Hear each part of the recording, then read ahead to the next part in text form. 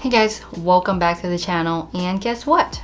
We're over 25,000 subscribers, and that's pretty amazing. Considering that we've been doing this for a little bit over a year now, and I attribute all of that to a lot of things actually, but I also attribute a lot of that to you guys, and I appreciate you. I hope you know that. And in this video, I'll be answering some of the questions that you guys asked me about keyboards, personal life, business, all that stuff. And I asked that question in my YouTube community post, Instagram, Twitter, and our Discord server. So here we go. So a lot of questions. I have them on my computer over here, and let's jump into it.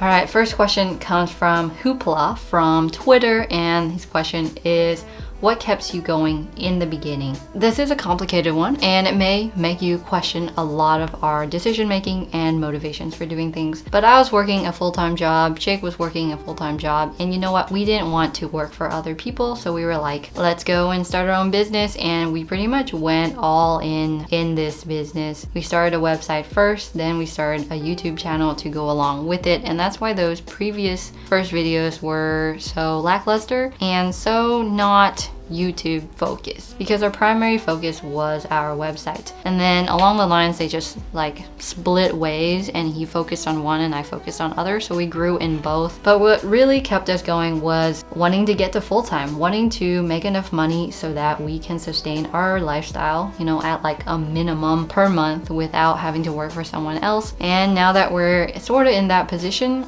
we have a lot more like power now, I guess. We're less desperate to make money, so there's a lot more decisions that we make now that revolve around improving the quality of our reviews and websites, being honest within the industry, and always having the products that we're reviewing or looking at, and overall just improving this whole tech space as a whole. And a lot of YouTubers are doing all of that, and it's amazing. It's awesome to see the projection of where this space is going, rather than seeing a lot of bogus affiliate sites out there. We're seeing a lot more honesty and a lot more higher quality material out there. So what kept us going was wanting to stay alive and having enough money to stay alive without working for someone else. All right, he did ask a second question, and that was, what is your personal favorite keyboard to use regardless of what you would recommend to others? And that's complicated because I've cycled through a lot of stuff, I suppose. Currently, my favorite has been my Tofu 65 with drop Holy Pandas, and I put some new PBT keycaps on it, and it's pretty much like brought it back to life because it sounds really deep now and nice and clacky. But then I'll rotate to my other board with my Boba U4s, or my other one with Cat Inks. So it's like, you know, I like to keep it fresh, keep it interesting, and then I'm always testing boards in the mix too, so yeah, it's complicated. And this one is, what's your dream setup and what don't you like in your current setup? So you probably saw my current setup in Setup Showcase episode 1, link that right here. And what I don't like about that is probably my speakers. They definitely need an upgrade. I would also like a better table that like goes lower so that I don't have to sit up so high in my chair. And I also need a footrest because, you know, ergonomics really matters when you're working all day. If I had like unlimited money, I would go for a super beefed up video editing PC with like top of the line graphics card, and then I would add in a really nice ultra wide monitor in there too. Maybe I'd like to try an MX Master 3, but other than that, I'm pretty happy with my current setup, and we're taking upgrades really slowly to just keep it within our like financial parameters. Business, tough life. All right, next question. Would you ever get back into OT, which is occupational therapy, sometime down the line? I'm a registered occupational therapist. I'm not licensed in any states currently because I'm not practicing. And I moved from Washington where I was licensed, but I'm not licensed. It's complicated anyways. I'm registered, so I can always apply for a license and go back to it. But at this point in my life, I don't see myself going back into the field. I don't. I like it. I'm passionate about it. I loved working with the kiddos, but I think I enjoy working for myself more and having time and freedom of location more than that. But props to you. Next is revolving around a lot of stuff. So this is from the Discord server, and he asks, how was the growth of the channel last year compared to what you had expected? Were you expecting more or less? It was our first year on YouTube.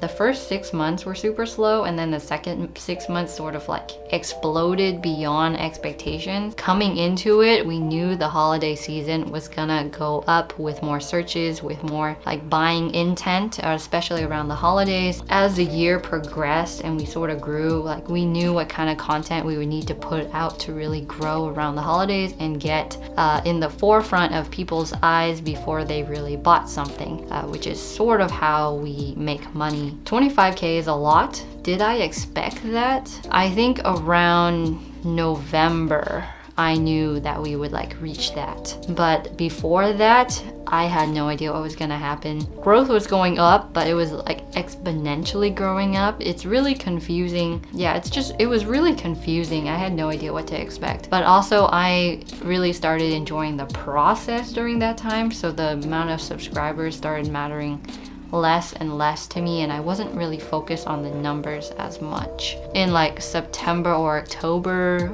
we already reached a point where we could like sustain ourselves.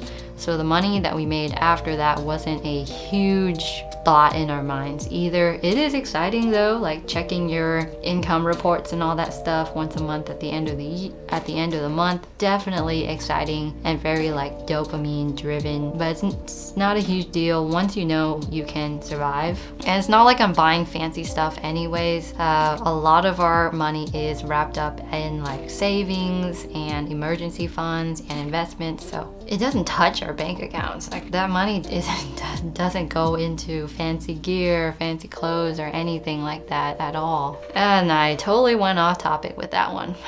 Favorite type of food and country you want to visit the most? Favorite type of food, I would say, would be either Thai or Indian. But if I really had to pick, it'd be my mom's cooking, because you know, my mom's Vietnamese cooking. Delicious. Country you want to visit the most?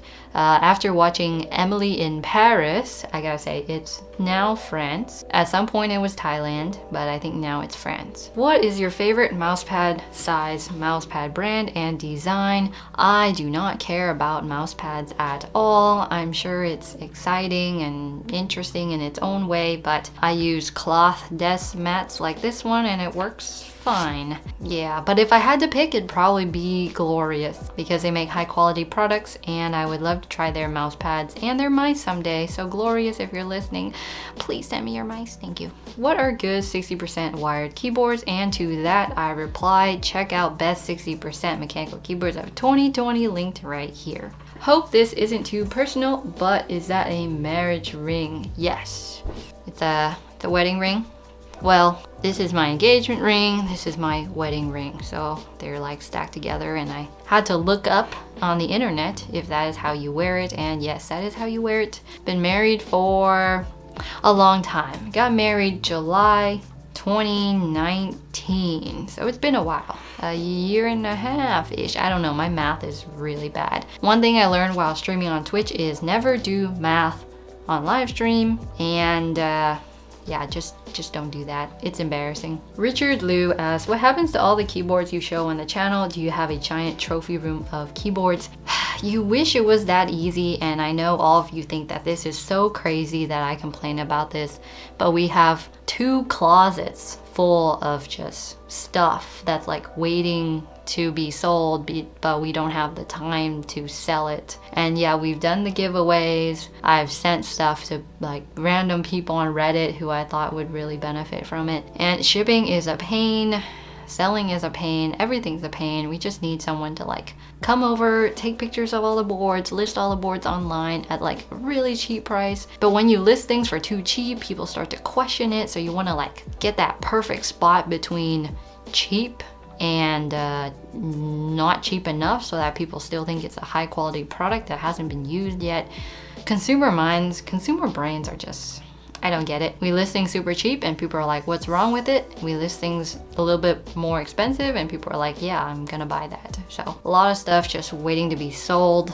I don't cycle through majority of the boards that we review, especially the ones that like I don't really like or care about. But the customs that I clearly put in a lot of hard work to make, yeah, they get cycled through a lot. Who do you think would win in a fight between a grilled cheese sandwich and a taco?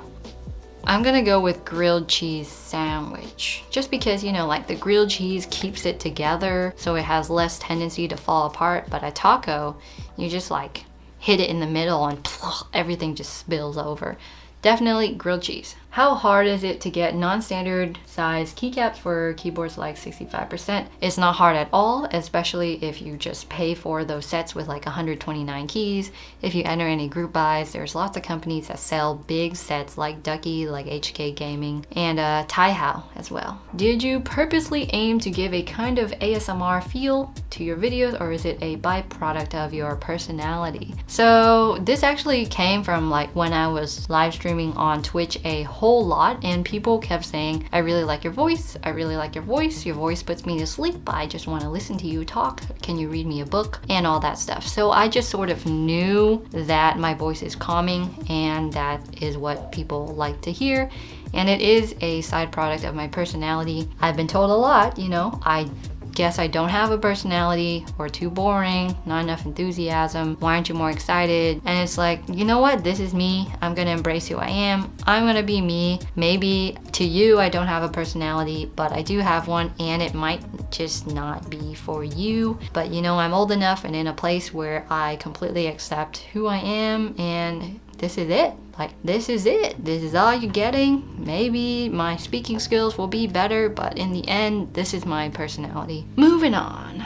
Are you going to post any more on the Betty Van channel? And that was the fitness channel. Currently, no. Maybe sometime in the future, yes, but right now I'm still too busy, and fitness is just like something I'm doing but I don't want to record. It's sort of like day in the life videos or those kinds of keyboard building videos. I enjoy the process too much where I don't want to interrupt the process by adding a camera to it, then I enjoy it less. And I did try filming a day in the life video and it just sucked, and I have clips that I guess we're just gonna roll over this video sometime when it's relevant. If you can travel back in time to any period in history for one day, what year would you choose and why? I'm really bad at time periods and history and all of that stuff. I got nothing.